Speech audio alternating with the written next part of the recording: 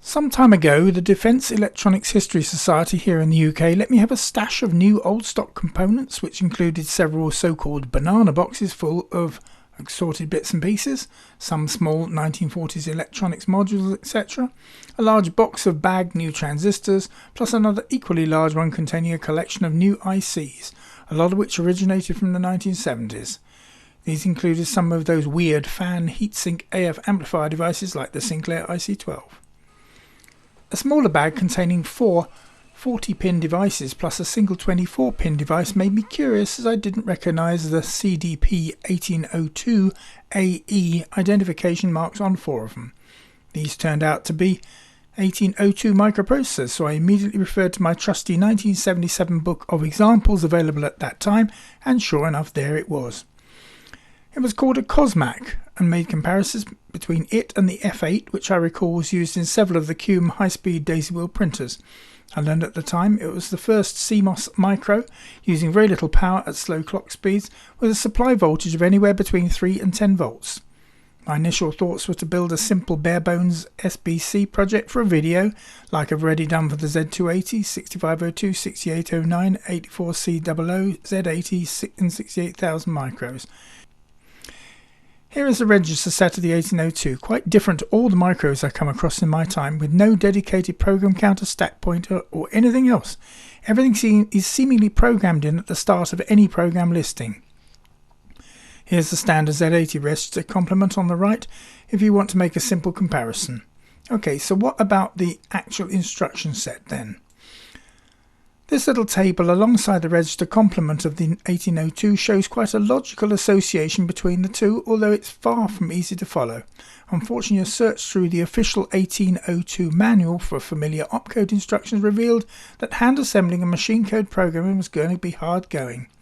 I personally found the way the manual was laid out, the instruction was rather overcomplicated. The details in this manual rather reminds me of the late 1970s when a so-called digital new logic symbols came out, the idea being to make it possible to identify the functioning of an LSI chip from the logic symbol alone. Definitely well thought out and can be very useful, although in all honesty it makes hard going for a designer of a complex logic setup to work things out when compared to using a simple truth table, but each to their own, I guess. Having done the usual investigation into past circuits and products using the 1802, they seem to be very thin on the ground. Whilst originally designed for the use within home computers, little happened in this department due to competition. An interesting use of the device was its suitability for a number of space-related applications. The Galileo launch in 1989 took a radiation-hardened version of this low-current consumption device all the way to Jupiter, where it orbited the planet between 1995 and 2003. Back on Earth, one of the areas which saw a good usage of the 1802 was in August 1976, when Popular Electronics magazine published a project called the ELF, which is essentially a simple home-built computer which was programmed by a row of toggle switches. The 1802 being ideally suited to its application due to multiple control lines being available actually on the 40-pin package to make simple DMA access. Quite straightforward. Many years later, a similar project called the Membership Card was published to show a miniaturized version using a similar but much more complex circuit. Here's the pinout of the 40-pin package. For anybody who's familiar with the average microprocessor, you'll probably notice the absence of some familiar signal designations, hence the making of this video. I was rather hoping to find a simple schematic from a previously constructed 1802 SBC, but as one wasn't going to be forthcoming, I essentially threw in the towel and made this short video of how I was going to make a variation on the ELF computer for Popular Electronics, with maybe just changing the 8 toggle switches to a keypad. Perhaps the best way to describe pieces is to say I'm going to have to do it a bit at a time because this is going to be experimentation. So all the bits on here I'm going to start piecing together, hence the ICs. There's actually four of the CPUs here, plus a couple of others. Obviously there's the ROM which I'll be using. There's hex inverters, quad NAND gates, plus the sockets we need. There's a reset button, a single step switch, decoupling capacitors, variable cutter, and a myriad of other things dotted around here. But what I will be doing first of all, once I disappear, is I'll be putting the little wiring combs around, mounting the processor in its socket plus the other ICs, the ones I just shown you. And what we'll try and do is, I'm going to see what happens by single stepping it. Now it's a static processor, which means you can actually, a bit like the Z81, you can actually step it one step at a time and it won't lose anything at all, and it just sits and looks at you. So this is going to be good because I need to find out how some of it works, and I really feel I've looked at the books and I want to understand a bit better before I start building the rest on the board. So initially it's going to be like a cobble together and then see what happens. If it never works, then you'll never see this video because I won't bother to do it. But if we reach the next stage, then the stage after could be quite interesting. I have several ideas what I want to make it do at the end of the day. So I'll go away now, and when I come back, hopefully this will be on its board. Interesting, eh? It definitely sounds as if I don't think it's going to work. Well, after deciding to give it up a couple of times, I eventually managed to piece together a board with the basics such as the address and data lines, the memory devices, display and input chip, etc. It was some time after that the thing actually started working. At the point of making this next video clip, I was busy making other things, and I draw a line under wasting a considerable amount of time to make myself an unwanted elf lookalike I'd simply use for the video just that once, then put it away in the loft, never be used again. So at this point I walked away for a few days until I felt like coming back and trying again. Trying to gauge a lot of information from this, including the information from the elf, shall we say, but I've used a lot of micros in my time. Anybody who's seen the videos will see I've actually done videos on everything ranging from the 6809, 6502, Z80, 68000. I mean, and Z280. These you can all find on the Radar Room site. However, this thing here is quite bizarre. Why do I call it bizarre? I'm sure a lot of people like it, but nothing seems to tie in with anything that I've done before.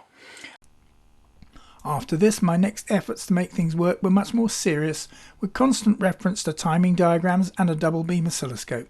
My deliberations at this point made me conclude that I couldn't see how one of the circuits I'd been gleaning ideas from could have ever worked. It's an interesting thought. I shan't say which one it was. At this stage, I thought to myself something I won't repeat here, then tried changing the interface wiring between the memories and the 1802 to suit what I was looking at on the oscilloscope, and all of a sudden, the thing burst into life. Eureka, as they say.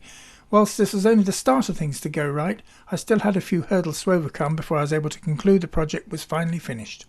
So here we go. This is half of the schematic of the working 1802 single board computer in case anybody wants to try one out for themselves. This SBC now actually works just like any other SBC we put together for a video for this channel. I will, however, point out a few details. The crystal here is a 3.2 meg ceramic resonator.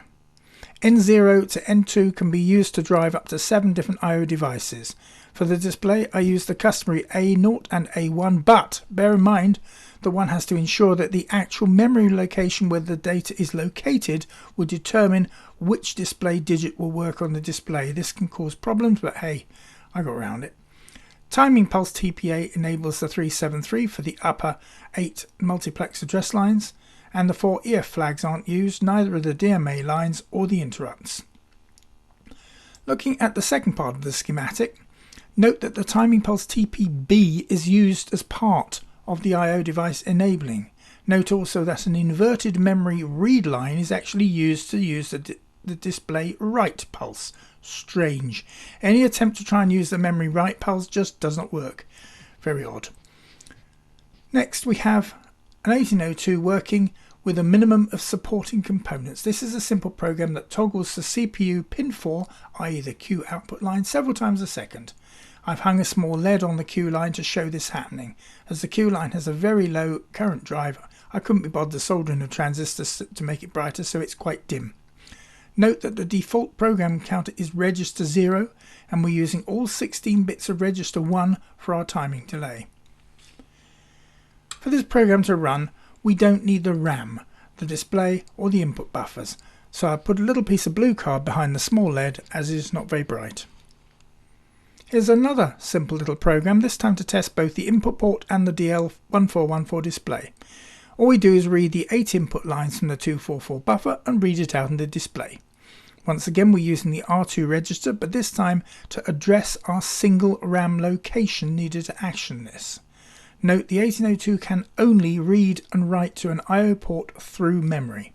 It's not possible to do, say, a direct accumulator to I/O port transfer.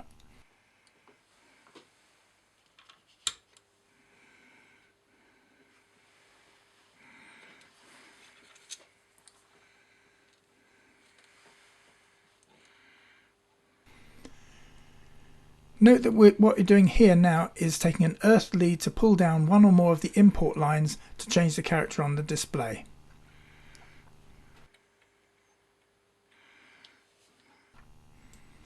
This program is a subroutine for a data scrolling display.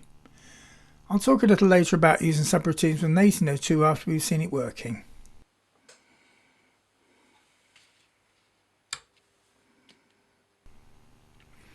Having worked with this processor to make all work for this video, I'm beginning to understand a bit better. It's quite strange in many ways, almost as if it was designed to be almost ultra flexible. Take for example the subroutine method I was talking about in the last program. As there appears to be no official way of doing this, I just used a second register pair for the subroutine location and swapped the program counter register over as soon as I wanted to make the jump to the subroutine. Obviously once the subroutine is finished, the register holding the subroutine start location is now set at the wrong end. This means that the next two locations after the official end of the subroutine have to be a simple 2-byte jump back to the beginning of the sub and start all over again. Weird, I know, but it seems to work as you can see. One thing I didn't try for this particular program was using the primitive push and pop suggestions as made in the manual. Maybe I'll try that another day. So that's about it. We now have a working 1802 single board computer. I'm wondering if anybody will be tempted to search out one of these strange devices to give it a try themselves. I have to be honest and say I rather like its quirkiness and no doubt think of an application to put it to work properly for a serious project in the near future. Thanks for watching.